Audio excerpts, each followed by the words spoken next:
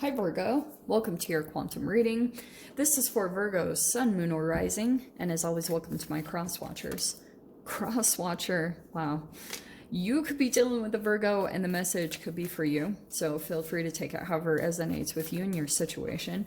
Keep in mind that these are general readings, so go ahead and take whatever resonates with your situation and leave the rest for someone else. If you guys are wanting to book a one-on-one reading, my website information is down below in the description box. So there it is. Oh, okay. You can go ahead and just subscribe. Oh, wow. Okay, this is good. You can go ahead and subscribe your email to my website, and that way you'll get an email notification when the availability opens up. This is so cool. And thank you guys so much for liking, subscribing. Thank you for all the ways you've supported the channel. And yeah, let's dive in because this is interesting. All right. So, Virgo. There might be some type of situation that you guys have been dealing with. You have the eternal child, the shadow, the sustainer, and the animal. Okay. These are completely opposite energies. That's why I was kind of cracking up, because you have the shadow, so there's like a part of your energy that's trying to integrate. And it's almost like I can literally see that, at least for one of you, I don't know who this is for. It's like your cells are trying to transform, because think about it, like inside of your cells, you have at least 100, what was it? You can have anywhere from 1,000 to 1,000,000 to 1,000,000,000 receptors on a cell. I mean, each cell is going to be different. So what's been happening is your cells are trying to come to like a higher frequency, just based off of they're trying to transform, especially depending on your diet or toxins or things like that. Your cells are constantly focused on your well-being, like making you healthy, whatever they need to do to keep you moving, because they all have a consciousness, they all have an awareness. So each cell is very highly invested in keeping you alive, and so they're constantly in communication with you. So that's why I feel like what's been happening is there's been some type of, with the eternal child in the shadow, there's been some type of a pattern, maybe since childhood possibly, but you've been in some type of a process where, and it feels like it's connected to another person, definitely. Like a lot of the times these are the people that you attract in. So even though you might be attracting someone, you know how I talk about like Peter Pan with this card, or kind of like Pinocchio, or The Little Prince. Any of those psychologically are really intense books, because they talk a lot about the integration that we have to go through as humans, and kind of the process that you need to go through to kind of integrate yourself. And it has to do a lot, obviously, with your relationship with your parents.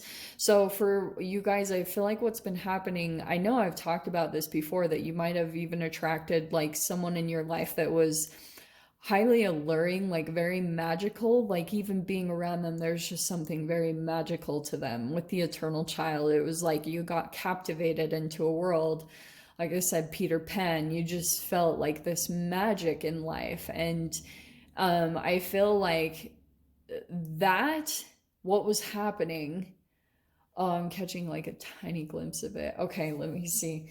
So what was happening is there was a lot of shadow stuff that came into the relationship, obviously, okay? And what was happening is when you met this person, you started kind of like projecting your ideal fantasy onto them. And it's interesting because I feel like the other person, there were some things going on currently, like in the reality, that were not very compatible or connected to the future of what you expected them to be. But it's interesting. I know this is, I hope this makes sense. It's kind of like the projection that you had, that you kind of maybe even were projecting onto this other person, of what you fantasized them to be, or what you fantasized the connection between you and this person to be. It was so far off and from who this person actually was.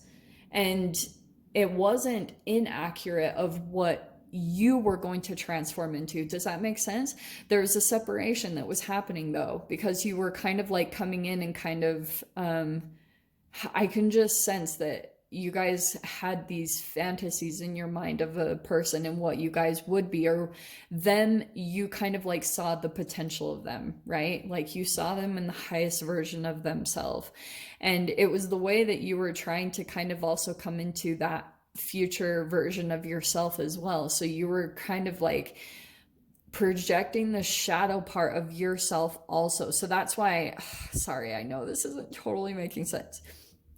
But with the other person, if you felt like they were maybe appearing to be self-conscious or had self-esteem issues, it was also because they could kind of sense the disconnection of you idealizing them and the love that you had. Like it was probably a very deep, intense love that you started to feel for them, because that's why I guess I want to ask, like, were you falling in love with them or the fantasy of them, you know? So they might have come in and started to be very realistic, like saying, you know, started to talk about insecurities subtly or openly, however it was. Maybe you guys were even in a tiny way picking up on them, but there was no real acknowledgement, because maybe the vulnerability, like the shadow work that had to happen, it wasn't totally there. So there even could have been a denial of, like, if you were to actually say this to this person, they might deny it, because it would like hit a sensitive spot. It would hit something kind of, and you know, that sensitivity would be there because it's pointing at a wound. It's pointing at the shadow inside, like chemically inside the body, that's trying to transform. And those are always sensitivities.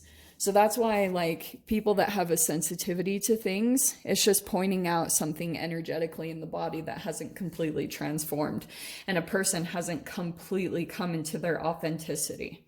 Okay, so what I was going to say, the sustainer is kind of like your energy and maybe even your reality that started to kind of feel constricted because the shadow was looking to be integrated.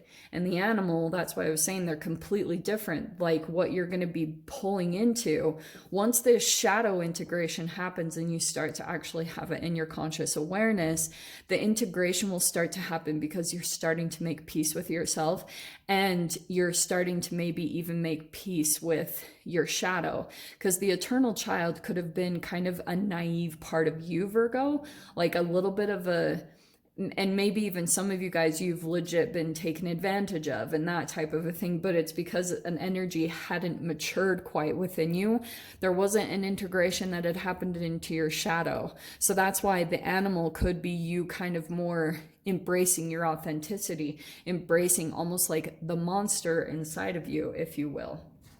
I know that sounds intense, but that's legit like what those projections are. Like that eternal child energy could be something from your childhood where there was some type of trauma or something that happened, like you had someone that dominated your energy in some way, shape, or form, and that's the monster that actually lives within you that could be disconnected from. Because everyone is narcissistic to some degree, but sometimes like empaths or highly sensitive people, because of the whatever damage was done to them, there can be a huge rejection to the narcissistic part of them, which makes, and that's why Jung talked about how that can that can turn into your own hell, pretty much. That can be the devil within inside of you, and it keeps coming up in other people, and you're like, oh my gosh. Like that's why sometimes people just run away from relationships, because they're just running away from an aspect in themselves that it's very uncomfortable to approach, you know. That shadow is not a light card. Yeah, so there's the Eight of Swords and that could be some type of a restricted, you feel like you can't really get out of a cycle, and it could be because a cycle in your mind, negative thoughts, or some of you guys, it could also be feeling stuck to a person. So you have the Sacrifice card coming out next. This is like the Hanged Man. I love that card because Virgo, when it comes to your transformation at this point, what will help you more than anything will be to sacrifice something. And the bigger the sacrifice, the better. So if that could be a wide range of things. I'm just going to put it out there into your consciousness, and your higher self will come in and fill the gaps.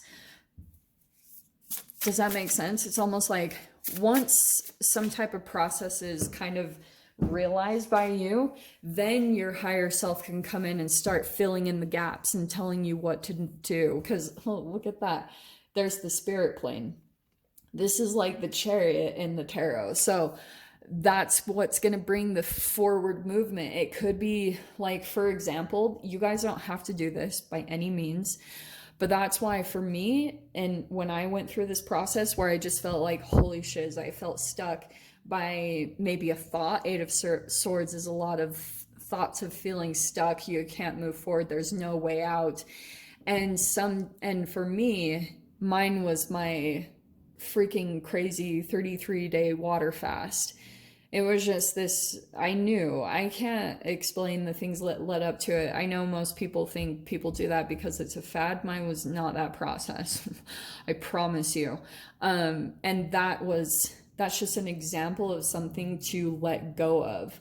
And like, for example, leading up to my business, like nobody would know that behind my whole process, like I left everyone behind to follow my business and my passion and my transformation. That's more than anything that's been my life.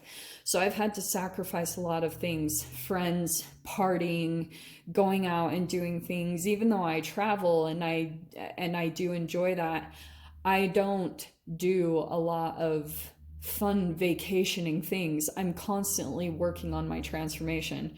That's just my path. Like I have a lot of karma to work through.